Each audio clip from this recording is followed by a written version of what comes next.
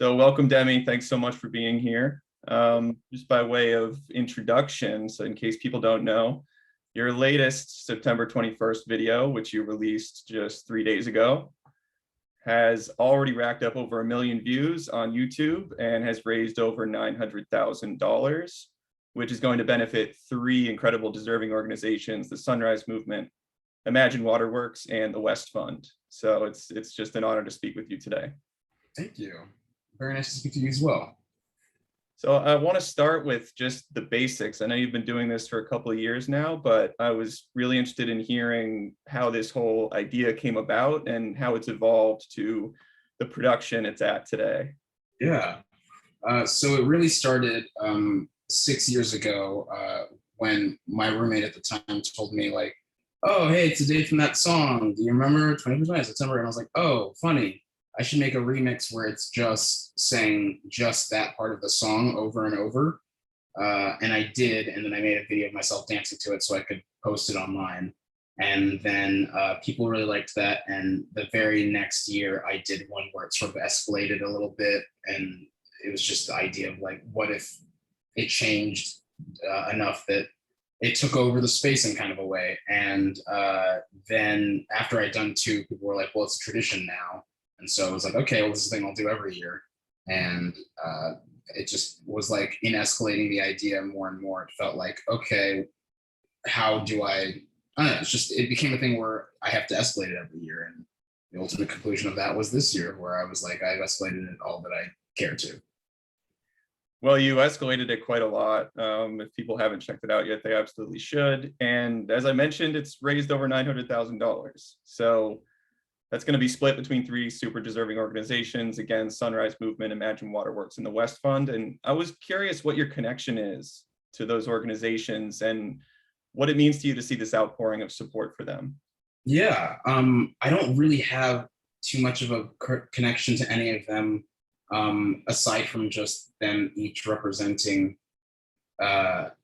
goals that I guess politically and socially align myself with. For the Sunrise Movement, I'd worked with them pretty briefly before on a comedy fundraiser, and just known their work and had connections with them, and was like, I would like to do something that at least gives some of this money to a climate organization, and know that they're a very good one for political advocacy.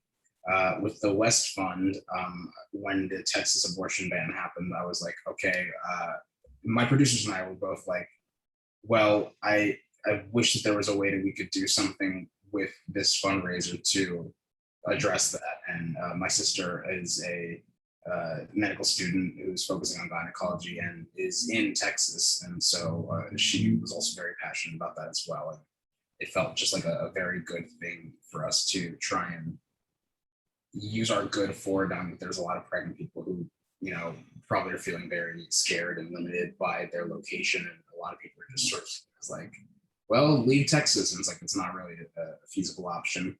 And with the Imagine Waterworks, you know, it was also the sort of NOLA, when Hurricane Ida hit, a lot of people in New Orleans were displaced, and a lot of communities were like broken down by their lack of communication and just their lack of resources. And while people were very helpful with it at first, I feel like it sort of quickly faded out by other sort of natural disasters occurring, and just sort of the cycle of the news taking away focus from them. And it felt like a thing that it would be good to also place some focus on that still, knowing that a lot of people wouldn't go back and think, okay, well, let's go and help them again.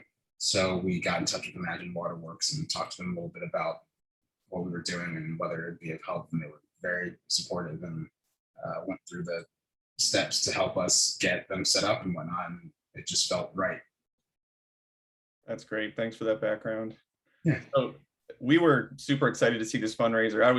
We were super excited to see it last year too on Action Network. And, you know, this year was no different, kind of going in, refreshing the page, just like saying what the new, $100,000 mark you had achieved with like 1 million exclamation points and emojis in the work Slack and stuff like that. So it's been a really fun week here at Action Network. just a little bit about us. We're a nonprofit unionized organization that builds digital tools to support the progressive movement. So seeing this fundraiser is a beautiful example of doing just that.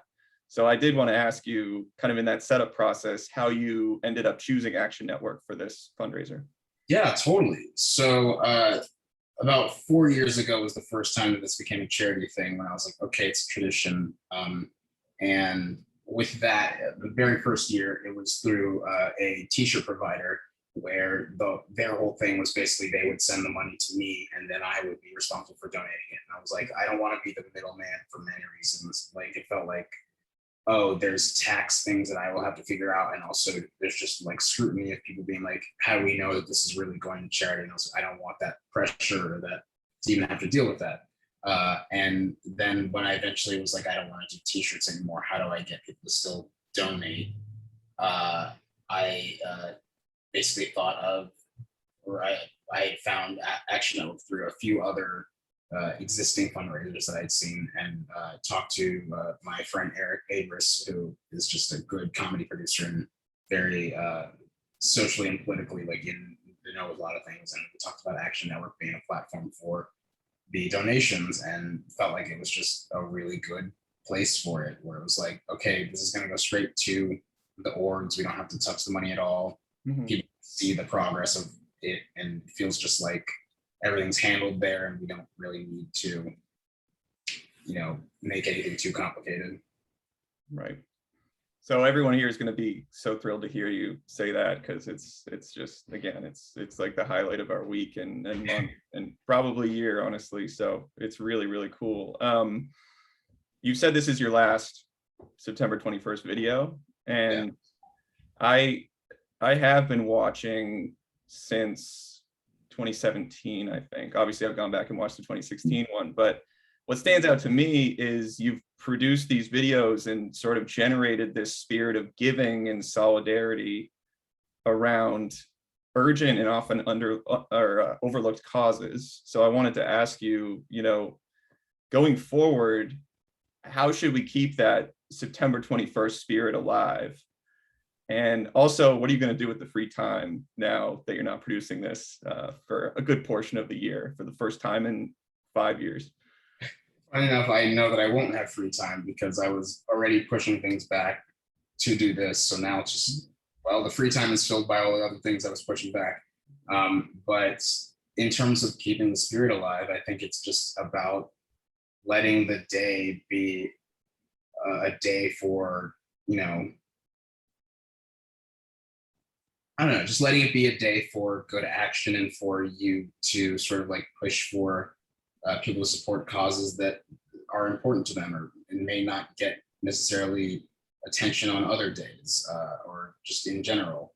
And so, yeah, I think it's just about recognizing that a lot of good has been done on that day. And just because there isn't a thing that is like specifically urging you to do it anymore, that you should necessarily just go, well, we don't have to do it anymore. I think as much as it's about the videos, it's also about the reasons behind the videos, which is because I want to give attention to organizations that can use the profits. So yeah. Nice. So my final question, this is speaking as someone who is really interested in upgrading his own September 21st gear and would love one of those awesome jerseys. Do people still have time to submit to donate and be entered for the raffle? Yeah, I forgot to say it in the video or to even put it in the fundraiser, and I'll probably edit it to be added, but I think we're going to set the cap of like, oh, you have to enter by October 1st, because we're already at a level where it's like, oh, going through these is going to be a lot. So it'll be this day. Yeah. Yeah. Did you think you'd be getting 9 of those jerseys plus made up this year?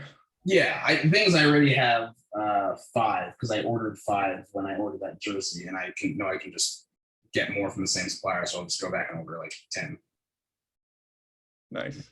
Easy enough. Well, I hope many more people give and you have reasons to print many more of those. Thank you. Me too.